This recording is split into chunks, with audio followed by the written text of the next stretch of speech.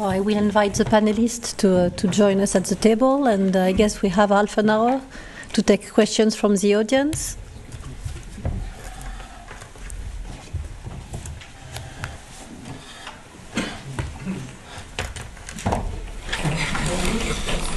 Okay, I have a question for Brian. I find it interesting. It was the first time I heard about the credit trading program that goes along with the low carbon fuel standard. Mm-hmm. So I'm wanting sort of to make sure I understand that. So say I was a company that's producing electric cars in the state of California. Can I then attain the credit and then sell it to Chevron for their fuel sales? Is that close? But it would be PG&E.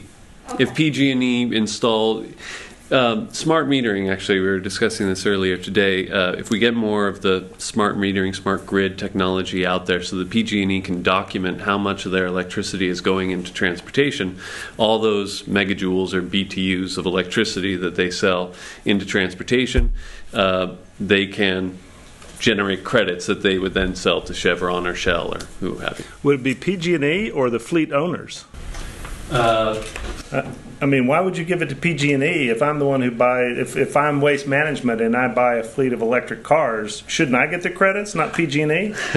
I believe the way it's structured now, it's going to be it's the utilities. But then, yeah, you're very right, because one of the things that we're trying to do with that is overcome the traditional chicken and egg problem of alternative fuels and alternative vehicles, and which comes first. And we're trying to set up some incentives for the utility company to encourage to make the fueling infrastructure available.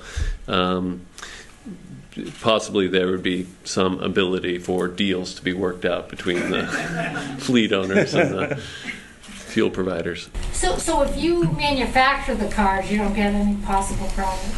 Not under the low carbon fuel standard. Okay. Under PAVLI, though, the vehicle standard, you would. So. Right, but I'm just talking about for the low carbon fuel, it's basically some kind of fuel supplier can trade with another kind of fuel supplier. Right, and the ones that are regulated are the traditional fuel suppliers, and if you are a new entrant into fuel supply like electricity, then you would opt in if you could generate credits. Can I ask a follow-up question on that? We now have the renewable fuel standard in the U.S., in which we're going to grow from a roughly 7.5% today to 20% renewable fuels, with only sort of general guidance as to whether it's corn-based or cellulosic ethanol. But did I understand you right that you basically can use the RINs, the renewable identification numbers, under that standard for compliance under the California standard? That's right. And doesn't that sort of ignore then your field to wheel metrics? No, because you don't just automatically get credit for using the RIN. First, you'd have to show that it was used in California. But each of those RINs, this is how the federal government, EPA, is keeping track of the renewable fuel standard, which is just a mandate to use a certain quantity. But each of those has a facility number in the number itself. And so you discount, for example, the corn-based ethanol? So that facility number corresponds to Great Lakes Ethanol Company in such and such place in Iowa or Missouri or somewhere. And Great Lakes Ethanol Company will have will be evaluated for what its likely life cycle intensity is. Now, do you envision this is going to be additional to the renewable fuel standard on a national scale, right? You can't preclude the use of RINs within the U.S. Right. Or within California. Right. So it's just a duplicative separate systems, yes. Although we are active, so we believe the renewable fuel standard is a better model to use because it gets at what we would like to do, not just petroleum displacement, but also lower greenhouse gas emissions. And its standard is directed at reducing greenhouse gas intensity. There is some mention of that in the renewable fuel standard, but it's specific thresholds, whereas the low carbon fuel standard is kind of hopes to be a continuous incentive. If you can do a 50% reduction in greenhouse gas intensity for your gallon of ethanol, that's better than 45% reduction, which is better than 40%, and hopefully you'll get some market value for that. So we'd like to move the federal system towards that, and I work in Washington. We've had a bunch of discussions about doing that, where you would take the targets that are in the renewable fuel standard, mandate that as a low carbon fuel standard. If we get this amount of fuels from the renewable fuel standard and they have the greenhouse gas intensity they're supposed to have, set that as a % reduction. And then from 2020, which is the renewable fuel standard, forward, you just have that overall reduction be the binding regulation. It also leaves more flexibility for the fuel suppliers. You don't have to present 30 billion gallons or what have you. If you've got a lower intensity biofuel, then you have to use less of it to achieve your average target. Yes, is this based on energy content or volume? Energy content. The metric is grams of greenhouse gases per megajoule or BTU or what have you, energy unit. Do hydrogen fuel cell vehicles factor into this transportation program in the same manner, or is there any other policy that specifically focuses on those since they're specific to California at this point? We do have a hydrogen highway program and a very active hydrogen research and demonstration program that then feeds into the hydrogen highway program. I'm not very familiar with it. I don't believe it's a central part of the AB 32 achieving our overall goals. If you are somebody that's selling a low carbon hydrogen into in 10 years, if that were to happen, it would be like electricity, and under the low carbon fuel standard, you could get credit for that. Yes. Bill, with the changeover in congressional leadership, do you think the Dingle voucher is basically going to be moved aside and really even referenced, or is Waxman and Markey going to want to establish their own benchmark? It's a good question, and I wish I could tell you. I wish I could tell you I know.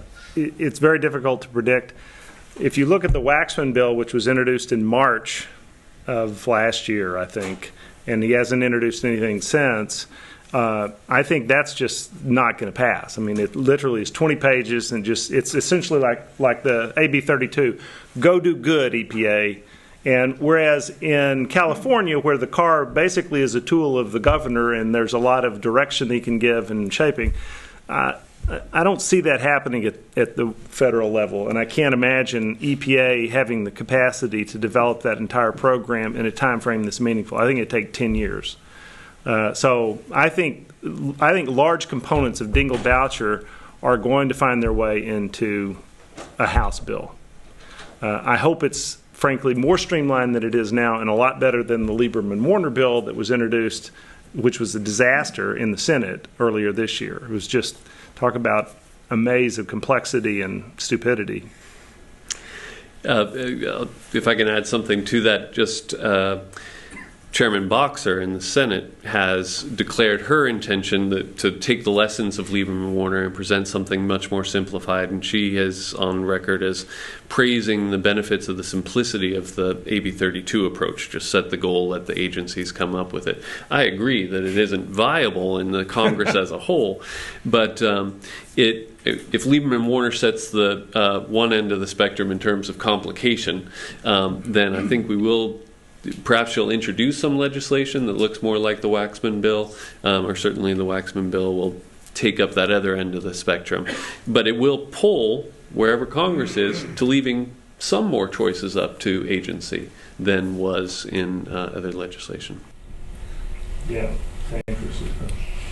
In reality, do you think that the issues with the economy will cause the climate change to take a back seat at all in Congress this next year?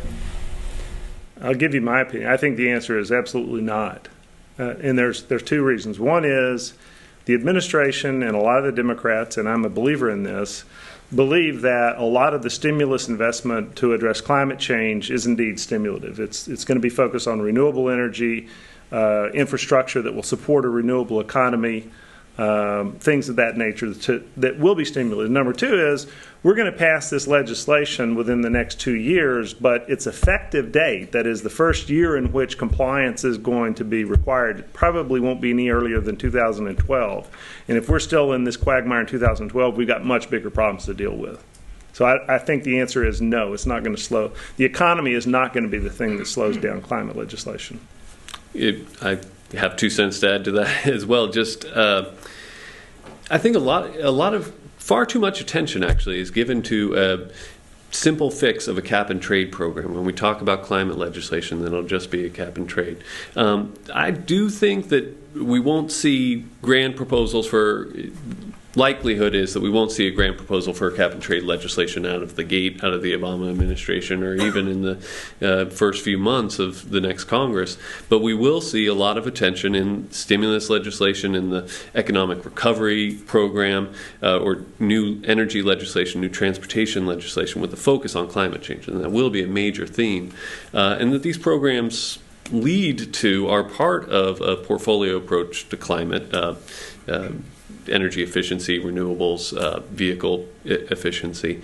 So that's one answer that I think will put these together, economic recovery, energy security, and put forward some of the pieces that may not be cap and trade, and that may be delayed a little bit. The other piece that we haven't, I don't know if it was before I arrived today, if we've discussed it at all, but that is the regulatory program. EPA, under Massachusetts v. EPA, is obligated to start regulating greenhouse gases. That's not true.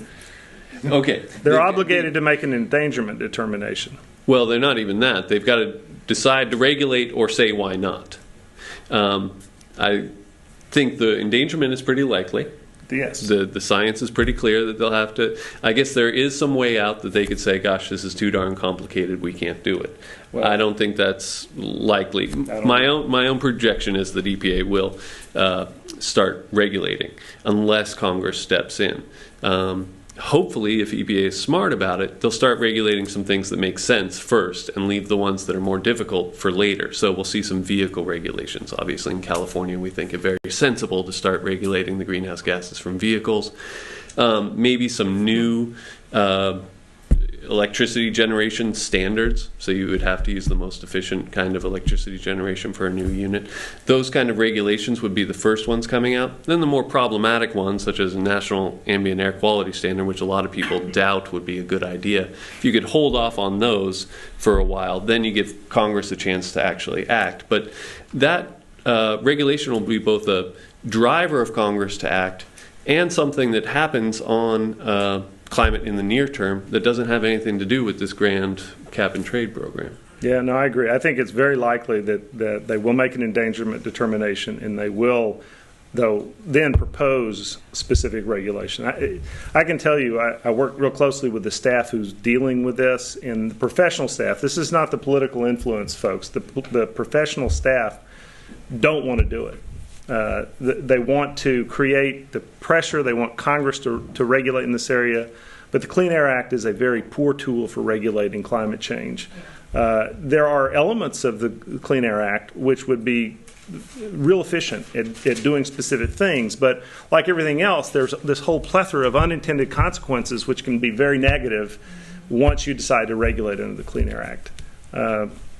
Simple example is the way it's structured. Once they make the endangerment determination, there's roughly 10,000 additional major sources in the U.S. that would be subject to regulation, that would have to get Title V permits, which is a pain in the and the states don't want to do it. So the answer is they probably are going to have to. There are some good things that can come out of it, but it's a bad structure, and most of EPA knows that. I have a question regarding the investment on nuclear power and renewable energy as part of the market. We saw with EU ETS that during the first phases, in fact, investor picked gas as the solution because it was, it was very easy to implement. It was short-term. It has short-term visibility. Nuclear power and renewable energy needs to put a lot of cost upfront, and they need a long-term visibility. So how are you going to fit, and it's the same thing for renewable energy, so how are you going to fit this kind of energy in the market? Well, if we talk about renewable portfolio standard, I think a renewable portfolio standard is likely to be part of an energy bill that is one of the first things out of the gate. You agree with that? I do. Yeah. And that'll come from a different committee in the Senate. That comes through the Energy and Natural Resources Committee, Senator Bingaman, who's also a fan of trying to address climate change pretty aggressively. And it'll be interesting. In the U.S., we have a very sporadic implementation of a production tax credit for renewable energy. And it increases over time. It's now, like 2.2 cents, something like that, per kilowatt hour produced is a production tax credit. But Congress has been loath to put a long-term bill in place so that you know for 10 years you're going to get this production tax credit. And it'll be interesting, and that's mainly because they hate dealing with the tax credit issue. And it'll be interesting to see if they establish a 20% renewable portfolio standard, for example, and then start trading in the renewable energy credits, whether the production tax credit will survive.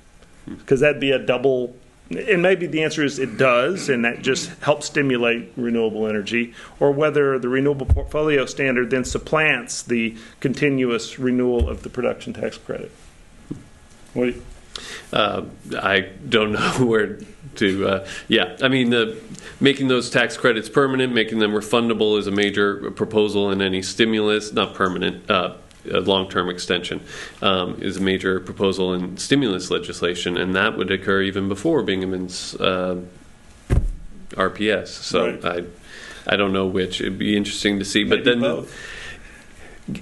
I'll mention the analog of the renewable fuel standard. We now have a mandate for the use of 35 billion gallons, 36 billion gallons of renewable fuels, and we've still got a 50% tax credit on each of those gallons, which committed us to $18 billion of tax credits, right. And nobody is talking yet about taking those credits back.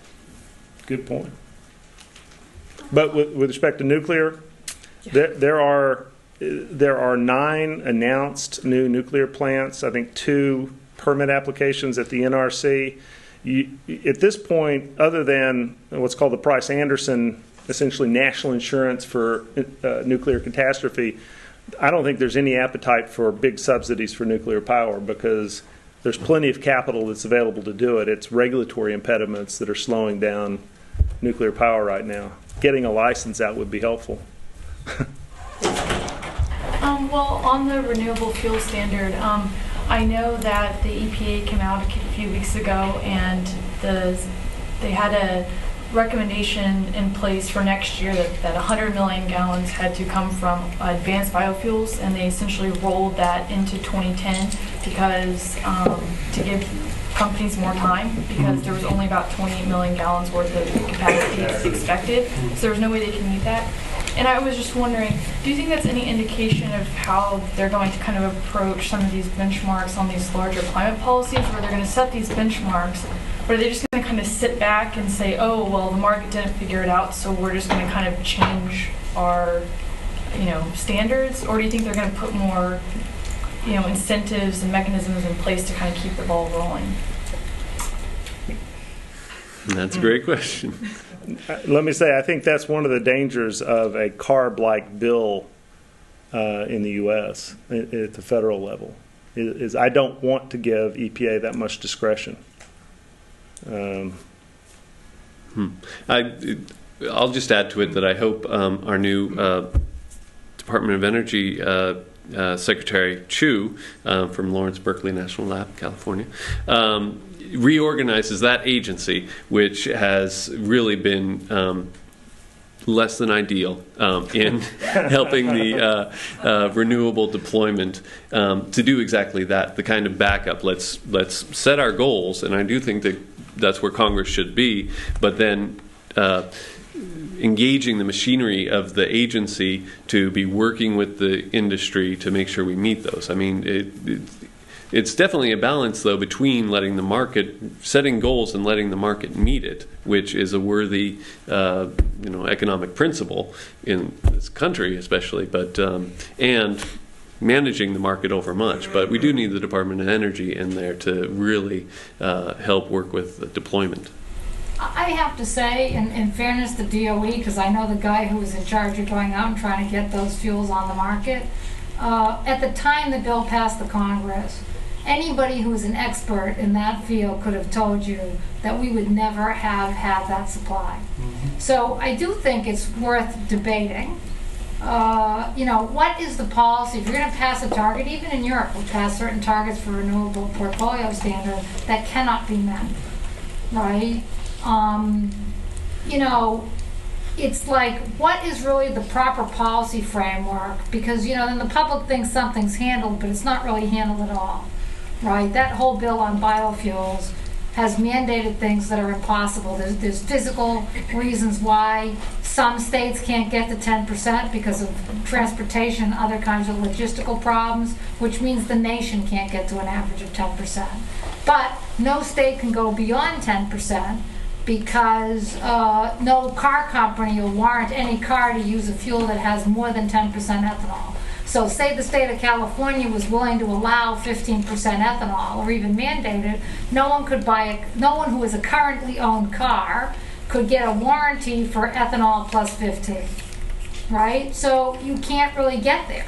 So we're never going to get to E10 because we don't have enough distribution facilities to physically get to E10 in every state. Well, two points. One is you don't have to because of the RINs. You don't have to have 10% in every state. That's the reason you have these detachable renewable identification numbers. If you can't get it because you're in California and you don't have enough corn, you don't have to produce that much ethanol. That being said, that's not the solution. Well, no, you can, because then if you're in Iowa, you can do E85, where there's a whole corridor in Iowa, Illinois of E85 stations. And I don't know what the warranty is on the automobiles or whether that's killing automobiles. I haven't heard much about that. But you can get there. It's not a distribution issue, and it was set up to have these tradable credits to avoid exactly that problem. That being said, pardon me, but it's a terrible policy when the only way we can get there right now is with corn ethanol. It's a terrible fuel. I mean, corn ethanol is a farmer subsidy, is not an energy policy. Now, if we get cellulosic ethanol functioning and we can move in the right direction, great, but we're not there. And the goal to get to somewhere using corn ethanol is a disaster. And I'd just say the follow-through. Why couldn't we recognize the constraint of existing warranties at 10%? There is the research program to make sure that 15 and 20% functions well.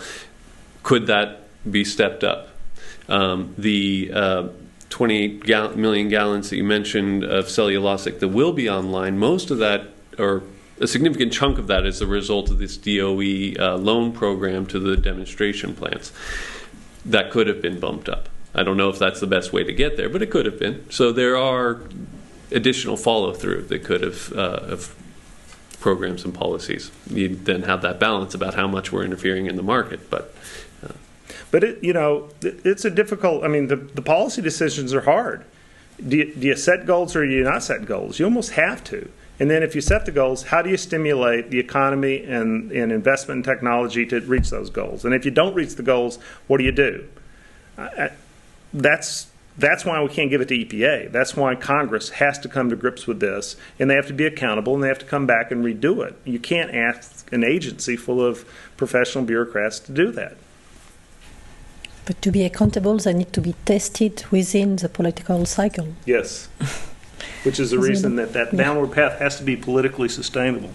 You've all mentioned that stuff won't really start to happen until 2012. So we have another 4 years of potentially increasing natural disasters, more fires in California. We could have another Ike next summer. So in the next 4 years, we're going to have to pursue the adaptation stuff that Ronald talked about. So on that line, Ronald, do you think that we should rebuild Galveston? Should we heighten the seawall? And in California, should you stop people from living in fire-prone areas or mudslide-prone areas? I mean, how are we going to deal with the next 4 years?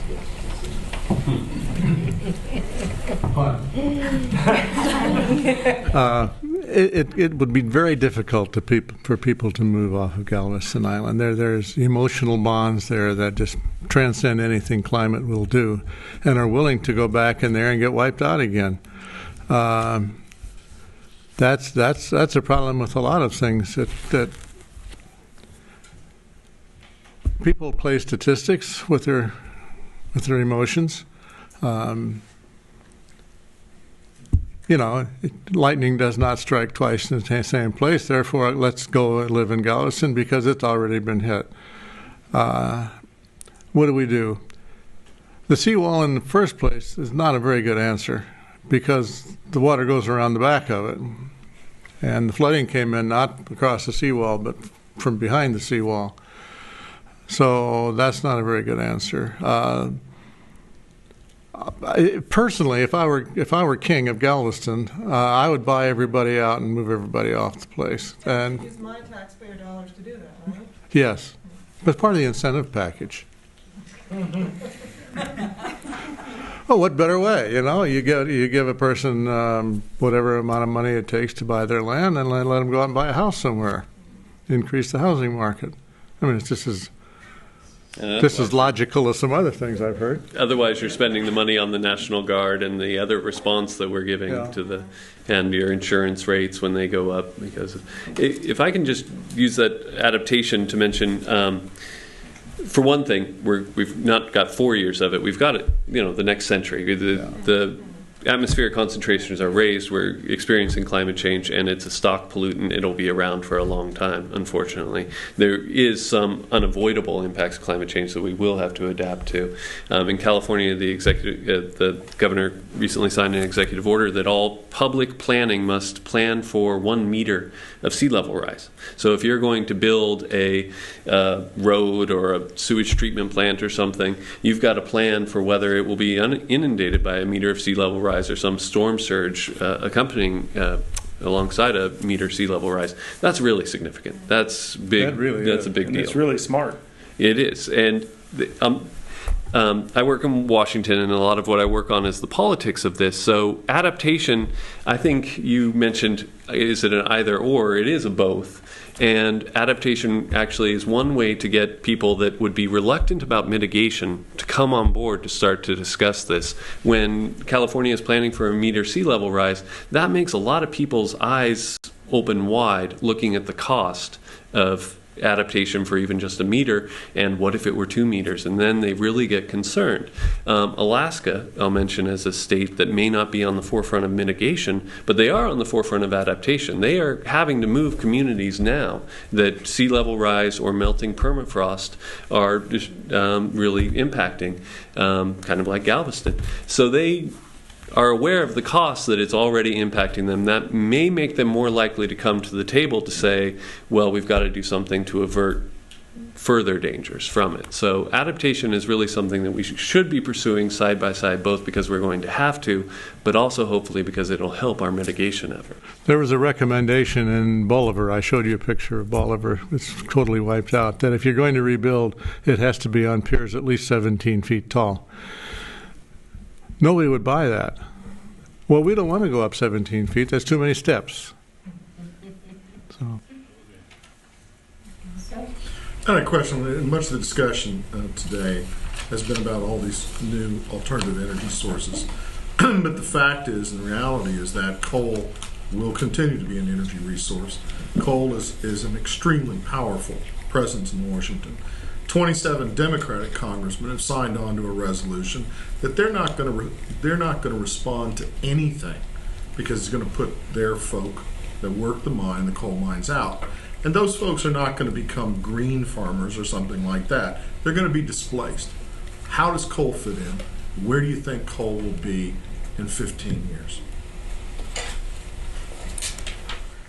You want to take the first shot? I know what I want to say, but I'm happy to let you go first. Yeah, well, thanks. Nothing's attributable, don't worry. Nothing's attributable, right, Andy? Well, California, this is not one of the political constituencies that we need to deal with. There are no coal plants and power plants in California. LADWP actually not in California. No, but they contract with it, and so they are dearly concerned. Electricity from Utah.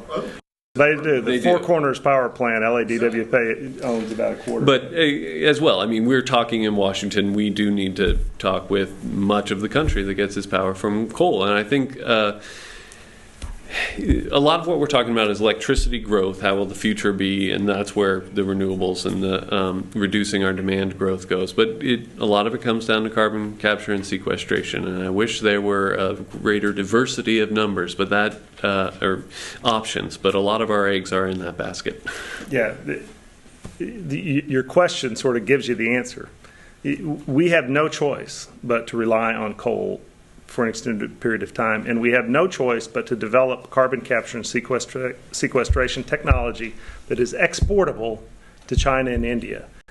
Because I don't know who was talking about it, but when China has built the equivalent of our 640 coal plants in the last 5 years, and they're going to be around for 40 years, they're not going to shut those down. So we have to be able to develop the technology, deploy it, generate offsets, or make it so that they're meeting their carbon cap, so that we can capture that, or the game's over. I mean, the reality is that's a technology that has to evolve, and it is evolving. We don't have any commercial scale carbon capture facilities in the U.S.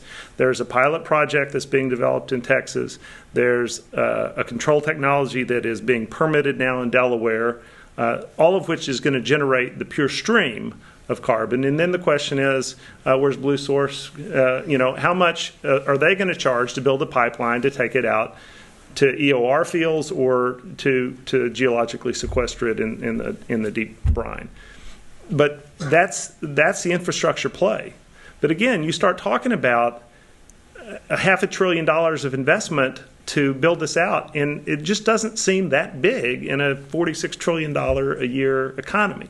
Well, with all due respect to my friend at Blue Source, I'm with Kinder Morgan, and we Kinder Morgan actually have the pipelines. Most all the carbon infrastructure in the country. There you go. And I can tell you that if it costs $100 for CCS, pipelines are maybe $10. Right. It's all down to the capture. It's all That's in the my capture. point about coal, is that where do you guys see coal being? Because it's prohibitively expensive. How would that fit, perhaps, with allowances and credits and da-da-da? What do you think about pre-ignition decarbonization and get the carbon out of the fuel before you burn it? That's the IGCC. Yeah, and then there you've got it concentrated. Either that or burn it in oxygen rather than air. Again, rather expensive, but perhaps not as expensive as some of the other capture. I mean, your smokestack is only, about 2% carbon dioxide coming out of there at a very low pressure. But out of coal plants, about 15. I think you're right, but then you beg the question, do you basically then call for legislation that requires for a phasing out of all existing coal plants, PC plants, in 15, 20, 25 years? Sort of about the same time we phase out all the automobile plants.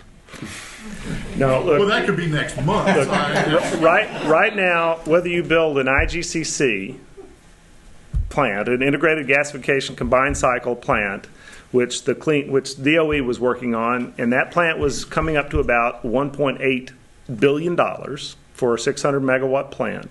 Or if you put on an amine or ammonia scrubber on the back of an existing 800 megawatt coal plant, which costs about $800 million, you end up roughly at the same spot right now. Those technologies are not that different. You're talking about $70 a ton of costs for CO2. They're very different. One is you get new generation. The other one is parasitic load.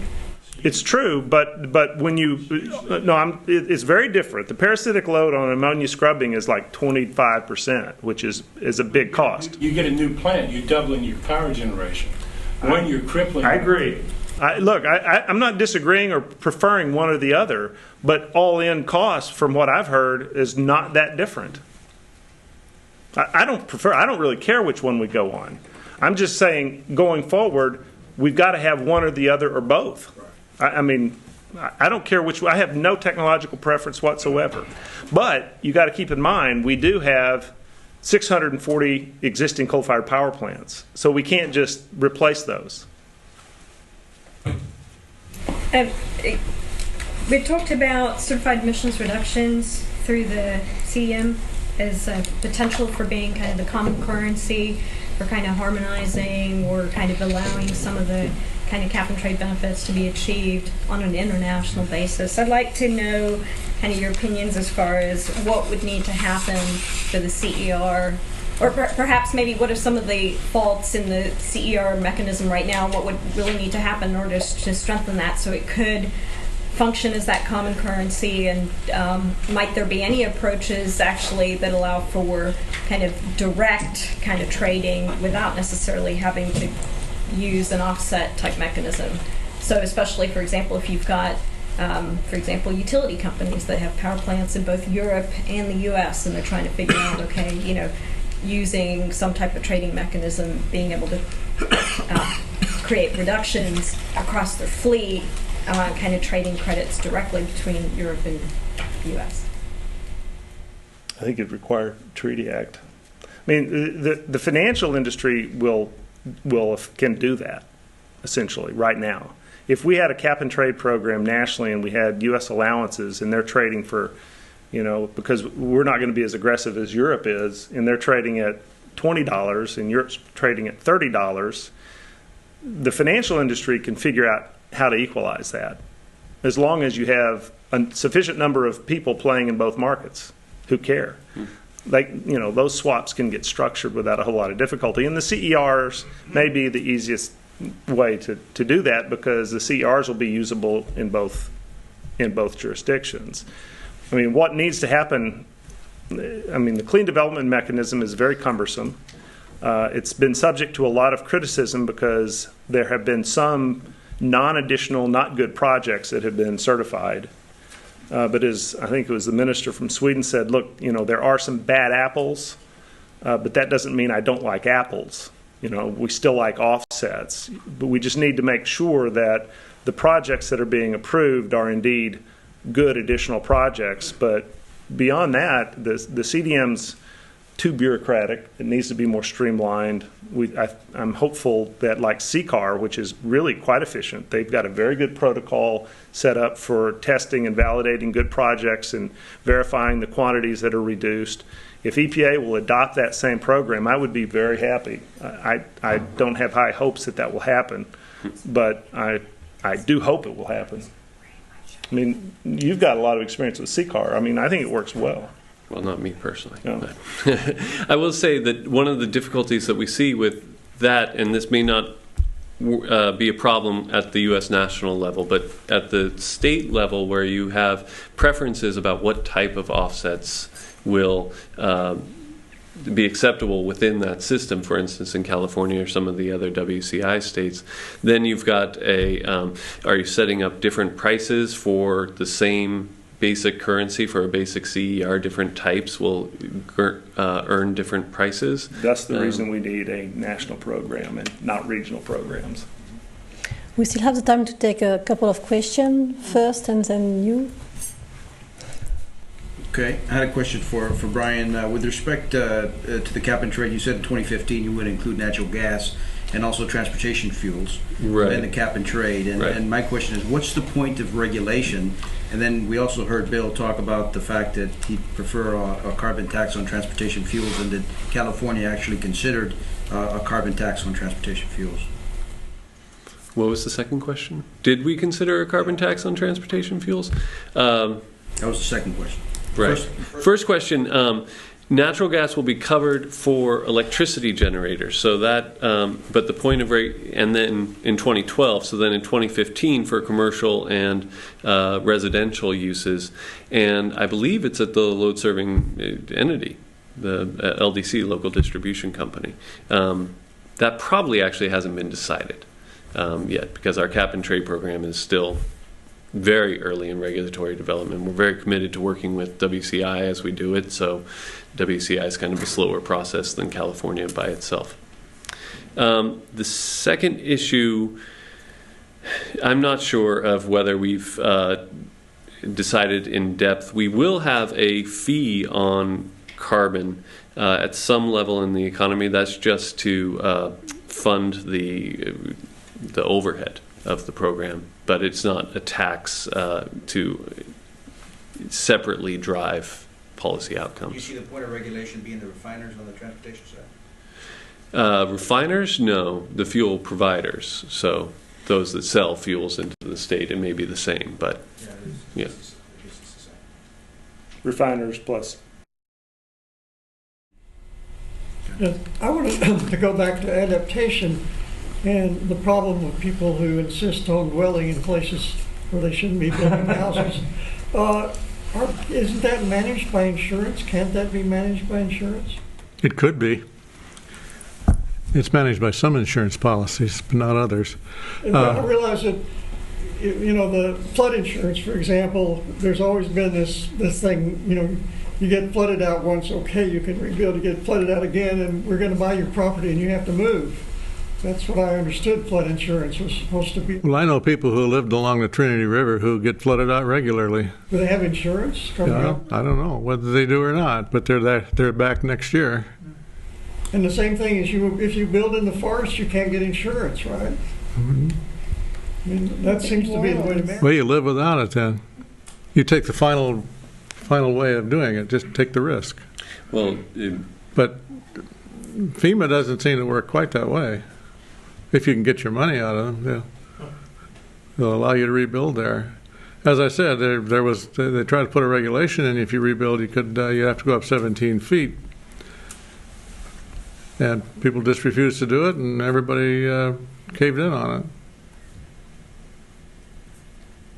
Right. The local land use decisions are made at the local level. Yeah. Furthermore, climate change. Insurance decisions, if you make it completely private commercial, insurance companies are not going to insure places flood prone. Just won't happen. Well, most commercial insurance does not include flooding. That's right. Yes, you have to buy special flood That's a insurance. government program. The government provides that. The government could turn the spigot off. The government could, yes. Don't doubt that at all, Robert. In California, one of the threats we're dealing with is that climate change exacerbates these threats. So a lot of those homes that were built in forested areas that were not such a threat before will face increased threat because of the forest fires. Same with coastal dwellings. Well, I think now we need to cut off. I thank you very much, our panelists. And I give the floor to Amy. Well, I want to thank the panelists. That was a really very interesting and lively session, and my mind's still churning here thinking about the issues that were raised. We are very lucky to have with us as our closing speaker this afternoon Congressman Gene Green, who is our Democrat from Texas. He was sworn in as a member of Congress from the 29th Congressional District of Texas in 1993. After 20 years in the Texas House of Representatives and the Texas Senate. In 1996, he was appointed to the House Energy and Commerce Committee and currently serves as chairman of the Subcommittee on Environment and Hazardous Materials. Congressman Green has been a strong and powerful advocate for a better energy policy in this country. He's talked about the importance of affordable and reliable energy supply, federal research on new energy technologies, including renewable energy and the possibility of clean coal.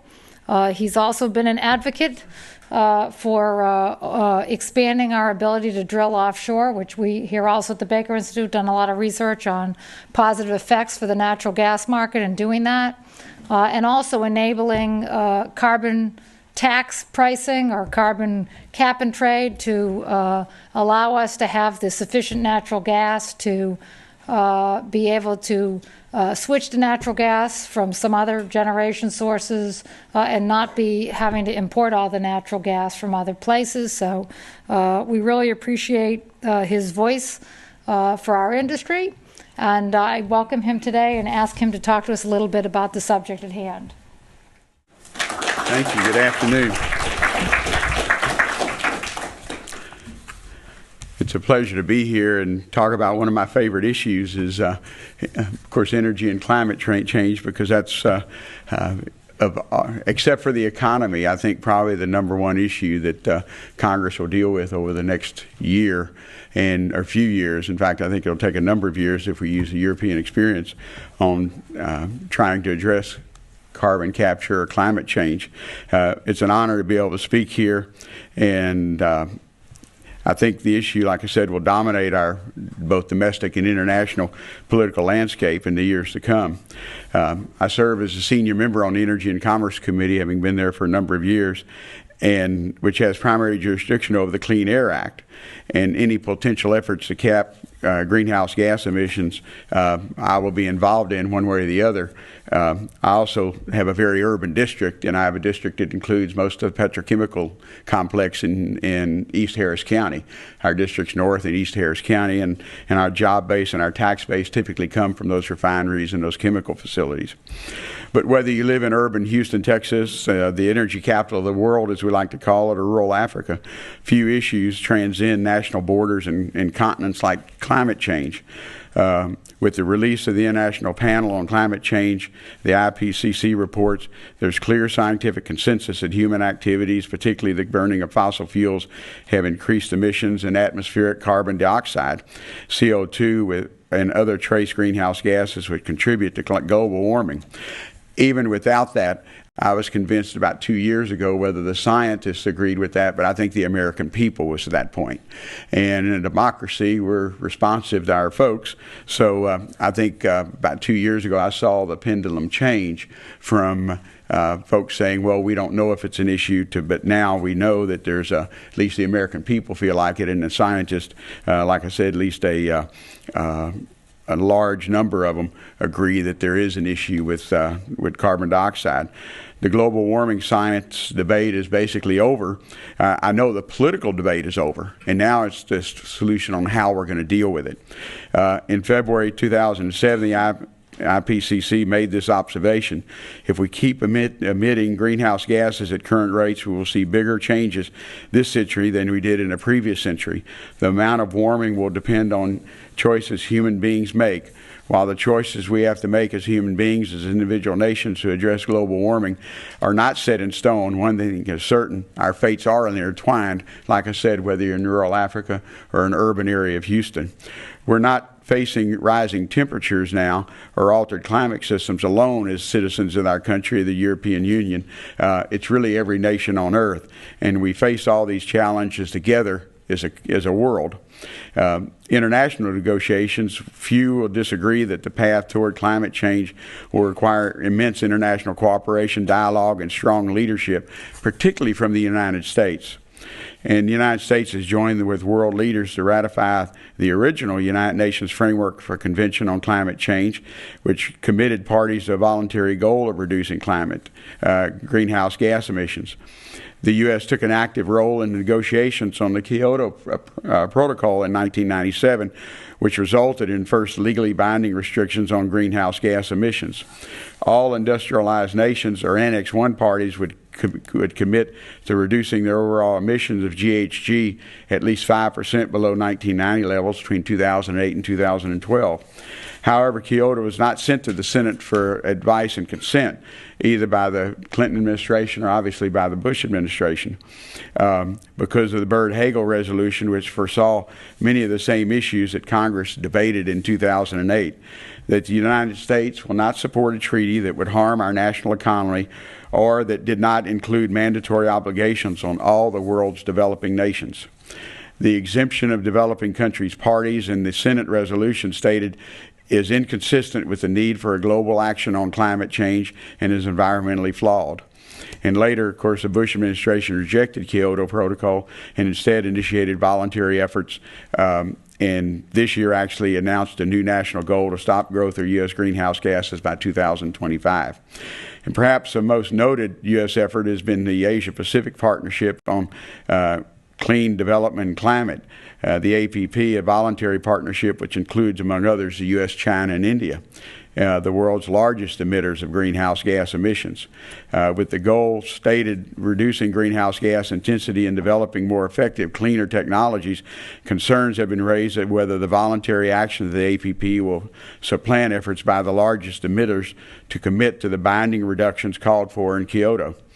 The same concern was raised when President Bush sought to build the APP's efforts with Major Economies Initiative in an effort to develop a new post-2012 framework on climate change by the end of 2008 with the world's major emitters of greenhouse gases. While this initiative in the APP has not led to mandatory GHG limits, they did signal the world that the United States is at least acknowledging the severity of the climate change and is willing to work with international partners. And one of my additional committees as a member of Congress from when the Democrats took control is I serve on the Foreign Affairs Committee. And one of my areas I wanted to emphasize was Latin America and energy. But no matter where I'm at, whether it's in Europe or Latin America, even in some of the poorest countries in the world, the issue comes up about the United States need to being a leader on climate change issues. And I think we have to do that as a nation. And I think President-elect Obama has made that very plain. All eyes were on Poznań, Poland this month as the 14th conference of the parties to the UNCCC, where delegates from 192 nations met to craft a shared vision for what a final post-Kyoto treaty would look like for Copenhagen in December of next year meeting. Few believed the treaty would be completed by the deadline, but the key was to develop at least a framework for which nations could make GHG reductions post-2012. Negotiators had a full plate of issues to work through, and developing countries had difficulty with proposals incorporated into their overall development strategy efforts to reduce GHG, and certain EU member states attempted to reduce increasing GHG emission targets due to current economic conditions.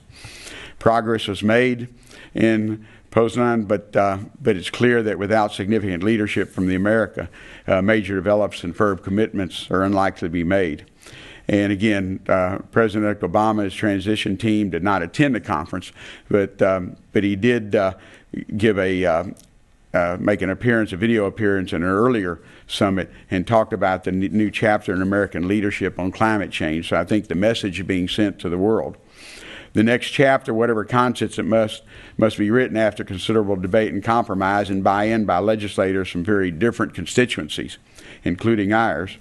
As potentially the world's largest regulatory system ever created, the United States must be careful how we construct an effective and workable climate change policy. I believe we must acknowledge the effects of global warming and formulate effective climate change policy that balances our economic interests with the environmental realities we face. While a carbon tax is heralded as the most transparent and efficient policy option, it's politically difficult to support an outright tax on America's slowing economy. In fact, it was difficult even in the booming 90s to support it. I remember my first term in Congress, we had on the floor of the House a test vote called a carbon tax. And in 1993, it passed the House, I think, by one vote, but it failed in the Senate. So even when our economy was getting better, it was difficult to have that. So we can talk about that in probably the purest way we can do it. But in all honesty, I just don't see that happening in this coming Congress. And so I believe a domestic cap and trade program is probably should hold true, at least if several tenets or principles are included.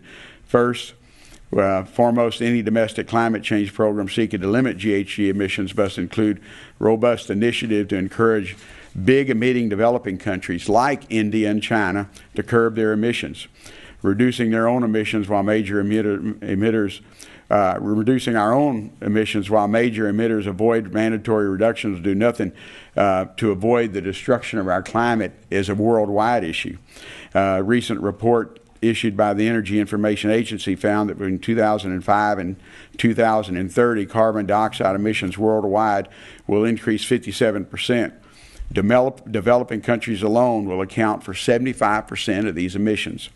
It's understandable how China and other growing nations fear a cap on emissions as a de facto cap on their economic growth. The challenge for the world is finding a way to merge economic growth with sustainable growth and recognizing national differences when establishing these commitments. The second major concern is any policy must protect our own U.S. jobs and increase our international competitiveness. Many communities like Houston rely on our energy-intensive industries, and a great many of them in our own district, for manufacturing jobs and its survival, and it will take time to transition to a new clean energy economy. If the United States commits to binding GHG reductions while our international competitors do not, we will face unfair competition against economies that need not worry about carbon emissions or strict environmental regulations. And that's something I think that you've heard for many years when we talk about the free trade issues, that whether it's the standard of living or whether it's the environmental laws or the environmental enforcement, we oftentimes are not being able to compete with folks. And I use an example. I have a chemical industry in our district, which needs natural gas at a reasonable price. But those chemicals could be easily made in other parts of the world and shipped to our country, just like they're made in East Harris County. Carbon emissions and good-paying American jobs could only be outsourced while global GHG levels continue to rise at unsustainable levels. Several proposers have suggested to help ensure an equitable international playing field. A border adjustment approach. Major emitter countries must submit to allowances to account for manufacturing processes emissions of greenhouse gas intensive goods they wish to export to our country, such as cement, steel, glass, paper, and I would include obviously chemicals and refined product. These allowances would not apply to those nations that take comparable action as the U.S. to reduce their carbon emissions, thereby encouraging nations to take action. Under a performance standard system, all energy-intensive materials could be assigned a carbon intensity standard or a maximum limit of quality of carbon that can be emitted during the manufacturing process. Any product sold in commerce would thus be held liable in the standard equalizing total amount of carbon in energy-intensive materials that would be produced by domestic or foreign companies. Congress could also leverage access to the new U.S. carbon market if countries act to reduce their own emissions. In addition, flexibility may be in place to deal with uncertainty within cap and trade programs, such as skyrocketing cost or lack of energy innovation, as well as to give industry flexible options to meet their emissions targets. Regardless of approach, any final legislation must protect our own economy, just like China and India want to protect theirs, and I'm sure Western Europe does, and our own jobs and our own industries. The third issue is that any program must invest heavily in the new clean energy and efficiency technology. Large reductions in emissions rely on technological innovation on an unprecedented level, some of them that we're not there yet. We need a massive infusion of new funding targeted at all R&D programs that will lead to new discoveries, particularly in carbon capture and sequestration projects that are vital in any long-term GHG reduction. We must also focus on commercializing these technologies so these products don't remain dormant on laboratory shelves, and we should create partnerships with developing nations so that these new technologies could be available and affordable to meet their targets. The fourth one is one that we tried to do for many years, is assist lower income Americans. Any climate change policy must assist low and middle income families to help bear the cost. Several government and private sector studies have concluded that cap and trade would raise the cost of energy for all consumers and industry, particularly the cost of electricity and gasoline. Low and middle income Americans already spend a high percentage of their income on energy costs. Since we've had the price reductions in gasoline, that may not always be the case, but I can stand here today and say that, it's probably not going to be less than $50 a barrel 2 years from now, because in having watched the oil markets for many years, there are down times and up times, and when it's down, we're in really bad shape because we're in Houston, Texas at $10 a barrel, but we also don't need it to be $150 a barrel to have our economy thrive. I've watched while LIHEAP programs on the federal level and even state low-income assistance programs. In fact, the state of Texas is probably not the best example, because they took their funding that those of us who pay our utility bills locally, and put it into the general fund, and they really don't utilize it to help low and middle income Americans afford their utility bills now. Lastly, we must provide oversight and accountability. in a system that would generate trillions of dollars in a new carbon economy. We already have heard reports of how some industries have tried to increase their baseline emission levels so as to profit from subsequent reductions or international GHG offset projects that count towards meeting reduction targets, even though the projects would have occurred regardless of any cap or trade. Carbon emission allowances are also generating the development of sophisticated options and futures contracts to hedge against allowance price fluctuations, which raise the possibility of market manipulation from savvy market players. Any climate change program must be administered with strict oversight to ensure program and compliance, market fairness, and verifiable GHG emission reductions. Again, if we're going to take it seriously, we need to learn from what's happened in the EU. Any climate program can benefit from the lessons that we've learned from the EU's emissions trading scheme, or the ETS, which was created. ETS covers 10,000 facilities, covering 45% of the EU's GHG emissions from 27 member countries. By dividing their emissions trading into 3 phases, 2 of which have already begun, the EU is better able to make adjustments necessary. First, it's based on EU experience, and accurate emissions data. Forecasting and monitoring and inventories are key to any success. While Phase 1 trading helped create much of the necessary infrastructure for emissions marketplace, it had difficulties both with properly tracking emissions data and making adequate forecasts. As a result, emissions allowances allocated during the first 2-year period dwarfed the actual emissions generated during the year, making actual emissions reduction estimates questionable. Second, the allocation systems and sectoral coverage should be carefully constructed to meet intended goals to avoid future unintended consequences. The ETS currently covers 6 sectors, with hopes of phasing in additional sectors such as civil aviation and petrochemical industries, and could phase in additional GHG as well. While the intent was to continue expanding ETS coverage after Phase 1, the EU has only approved 1 additional sector in Phase 2, with highlights of political difficulty of slowly phasing in new sectors. The majority of U.S. proposals, on the contrary, focus on economy-wide proposals on most sectors.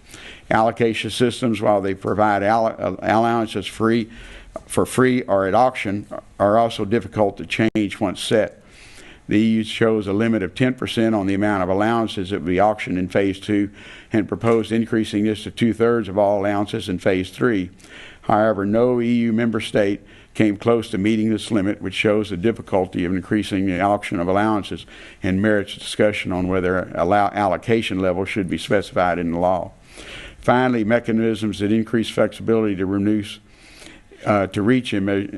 emissions targets are critical. The EU 15 is not projected to meet Kyoto emissions requirements in Phase 2, with an average estimated shortfall of 1.25 million tons of carbon dioxide. However, the ability to utilize international offset projects such as the Clean Development Mechanism and the use of carbon sinks will enhance the ability of these nations to reach their target. In addition, the EU's practice of allowing the banking and borrowing of emissions credits will play an important role in reaching Phase 2 and 3 targets. Any U.S. proposal must also use a variety of mechanisms to create emission strategies that are cost-effective and that provide flexibility for industry participants. And now comes to my best part, the looking into the crystal ball, what the 110th Congress will do. The Energy and Commerce Committee has held a number of hearings over the last few months and on climate change, and recently the current chairman of the Energy and Commerce Committee, John Dingell, and chair of our Energy Subcommittee, Rick Boucher, has released a long-anticipated climate change discussion draft to establish an economy-wide cap-and-trade program.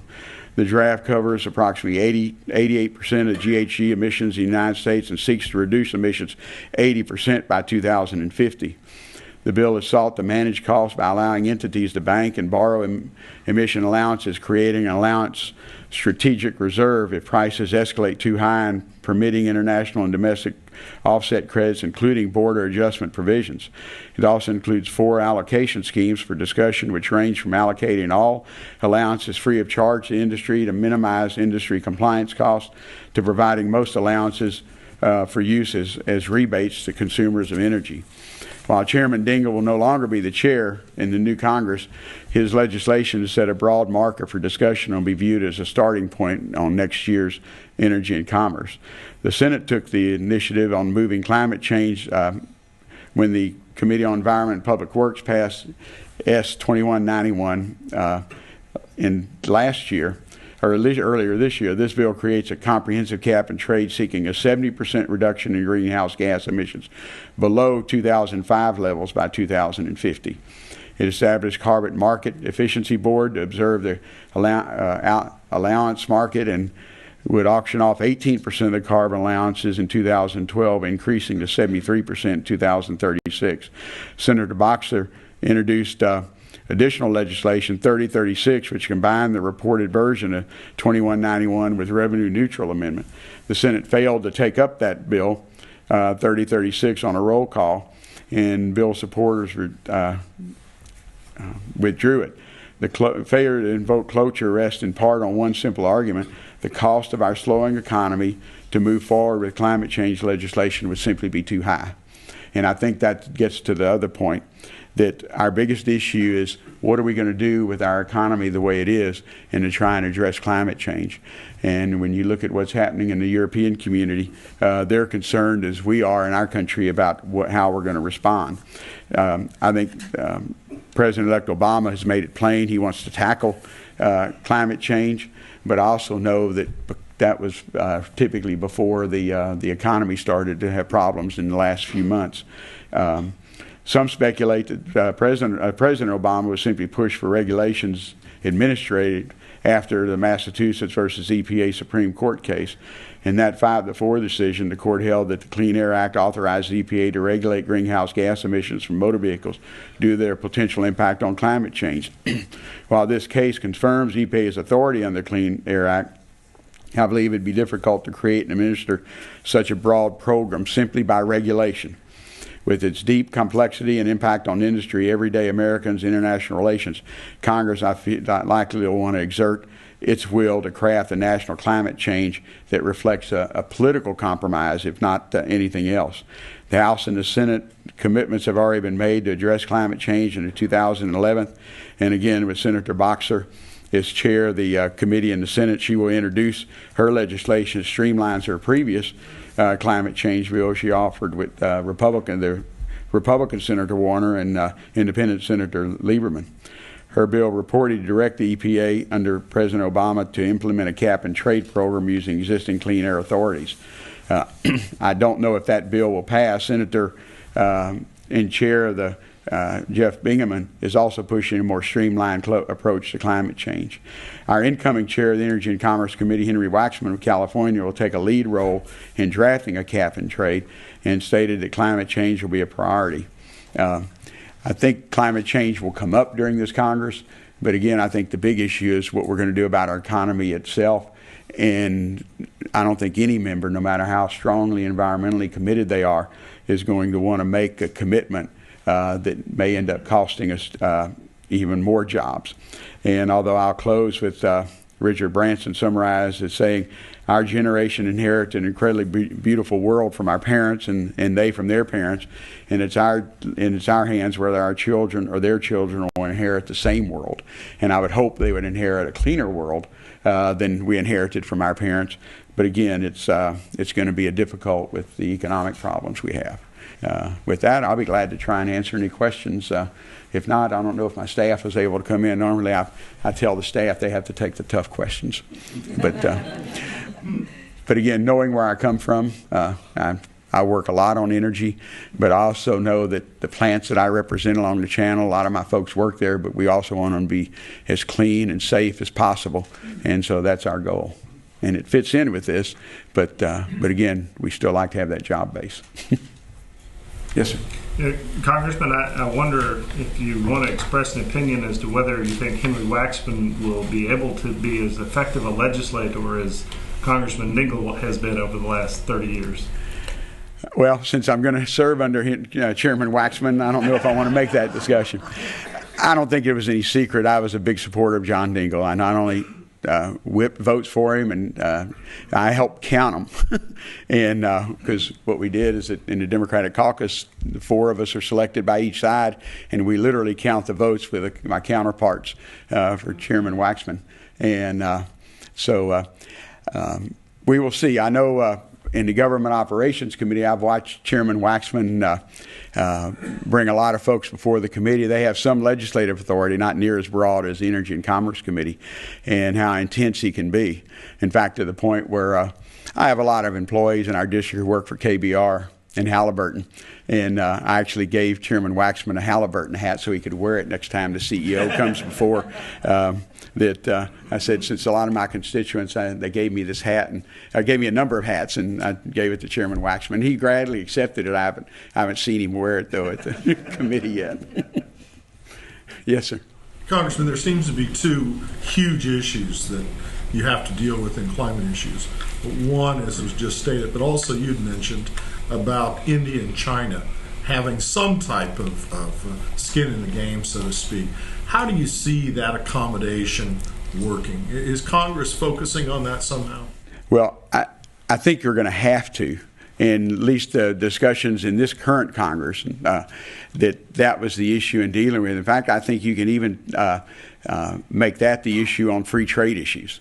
That free trade at one time, and although none of our free trade bills passed very easily, but it was much easier in the early 90s and the mid 90s than it is now, because I think people are more worried about the competitiveness that we have.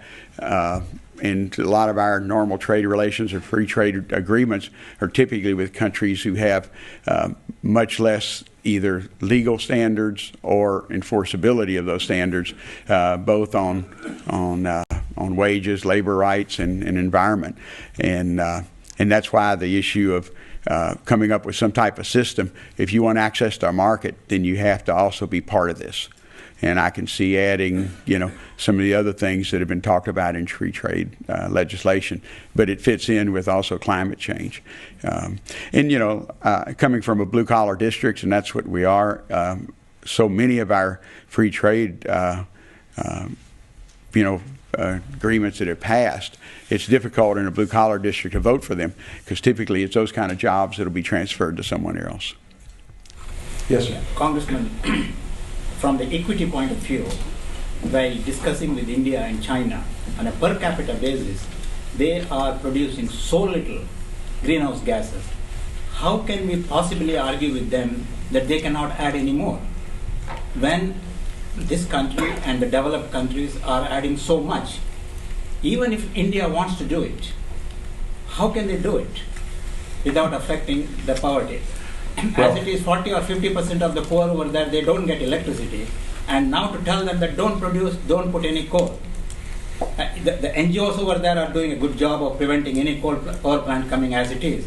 But now you put another burden on them using free trade and others. Can we possibly argue with them? Well, if we accept that climate, that greenhouse gases are bad, whether they go up in India or China or Eastside Houston, it's bad for the climate. And if we're going to get to that point, we need to try and bring those countries along, India and China.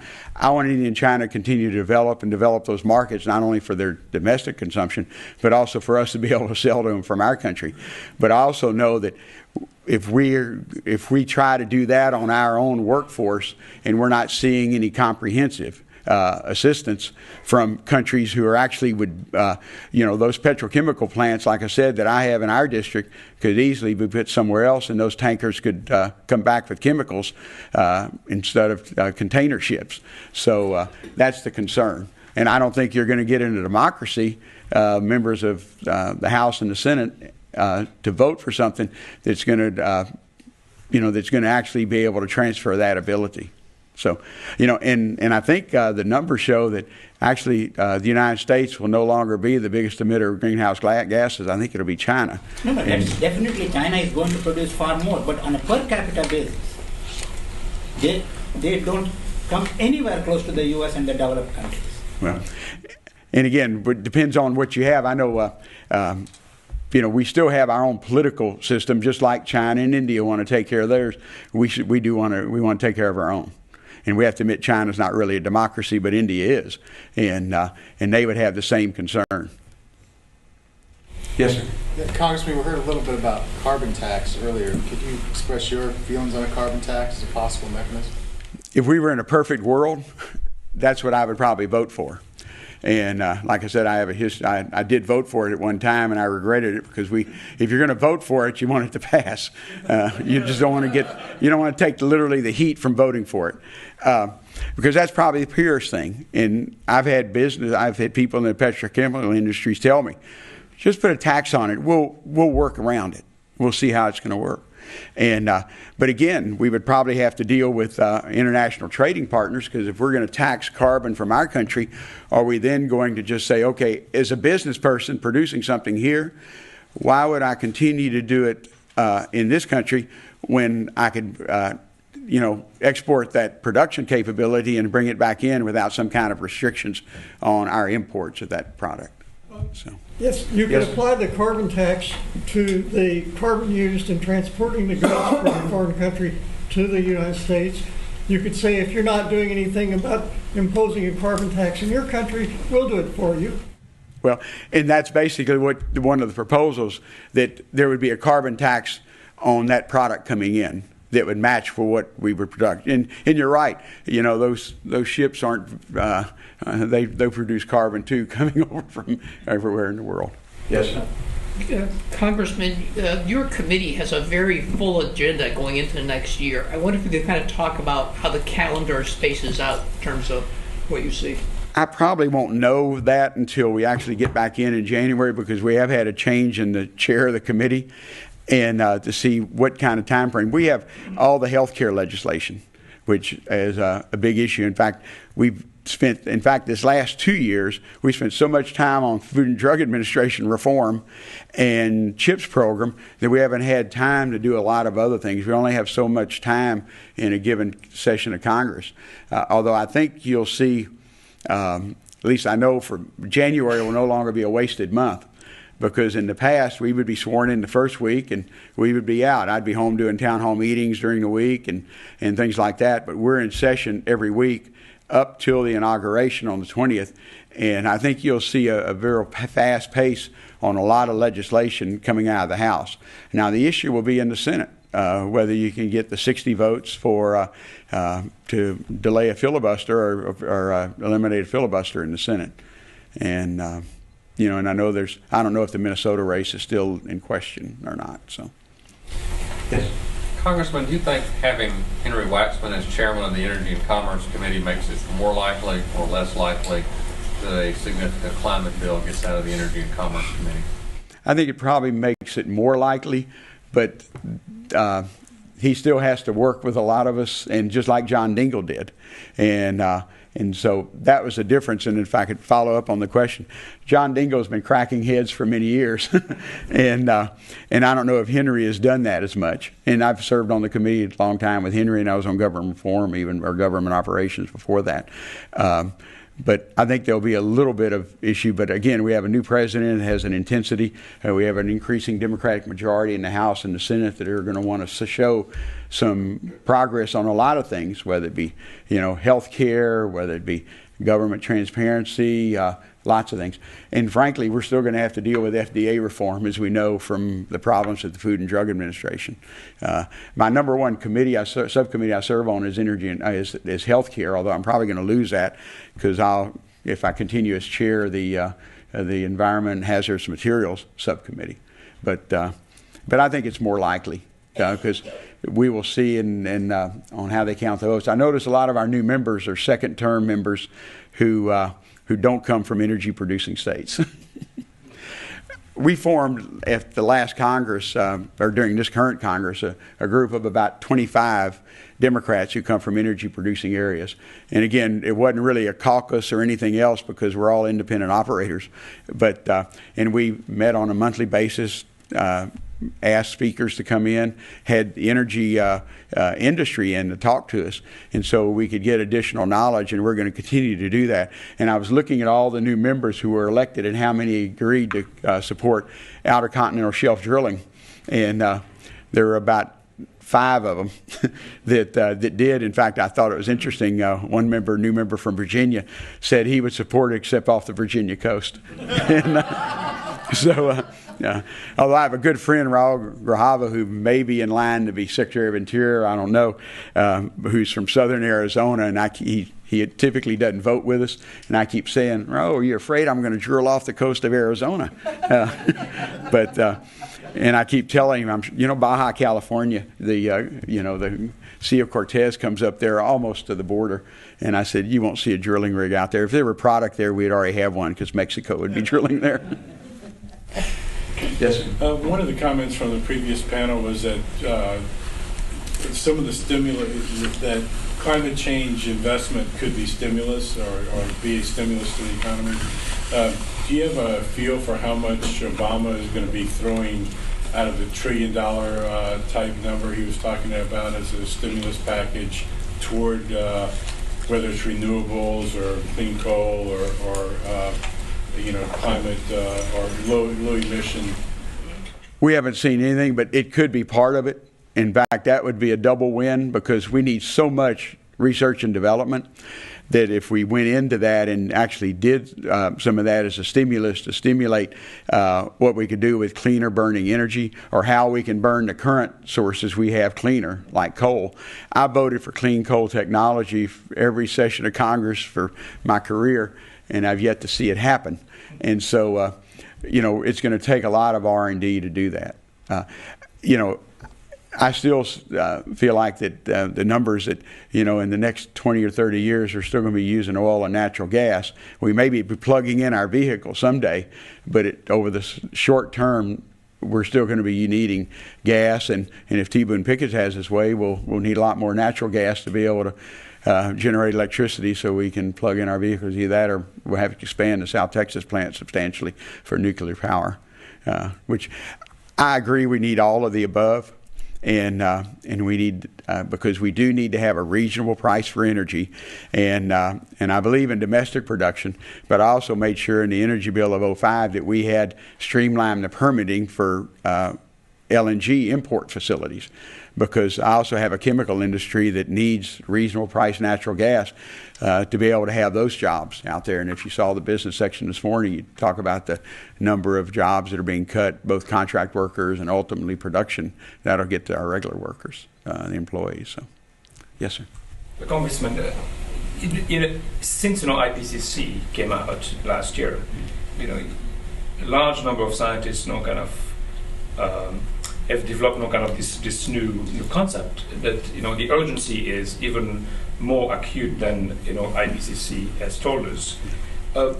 In front of Congress, do Congress the Congress realize that some scientists show that this is not something to take on a very general evolution in terms of how we can respond to it, but we are already maybe reaching a point that of no return. James Hansen talk about we should go back to the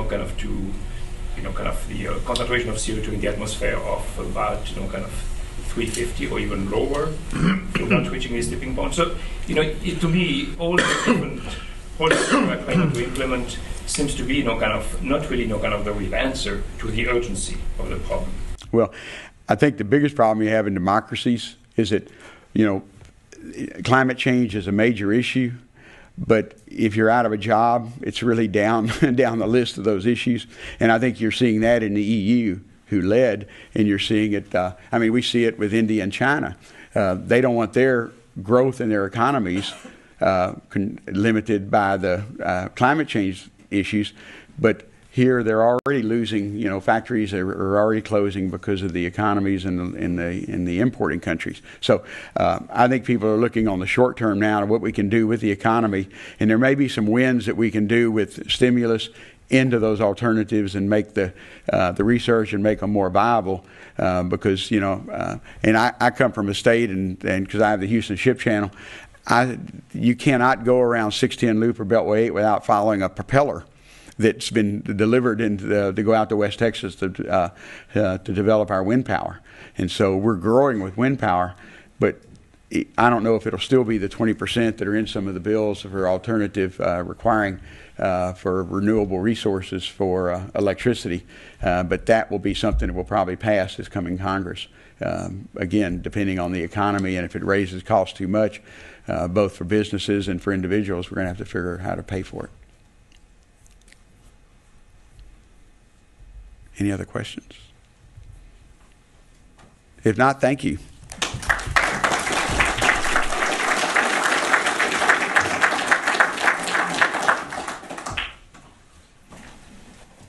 I want to thank the Congressman for being here with us today, and all of you for a great session, a lot of good questions and discussion. For those of you who need to pick me up before you hit the roads for rush hour, we have a little coffee and dessert outside on your way out. Please help yourselves. And thank you very much. Our next event is January 6th. We'll be hearing about the Pickens Plan. From none other than the man himself, T. Boone Pickens, over in our larger auditorium in the Jones School. And then we'll also have a new event on February 5th, Focus the Nation, which again will be on climate, and we're negotiating to try to get the head of the plug-in car program for Google, and a few other commentators looking at the whole question of the transition to hybrid electric vehicles. So thanks very much. We look forward to seeing you after the holidays.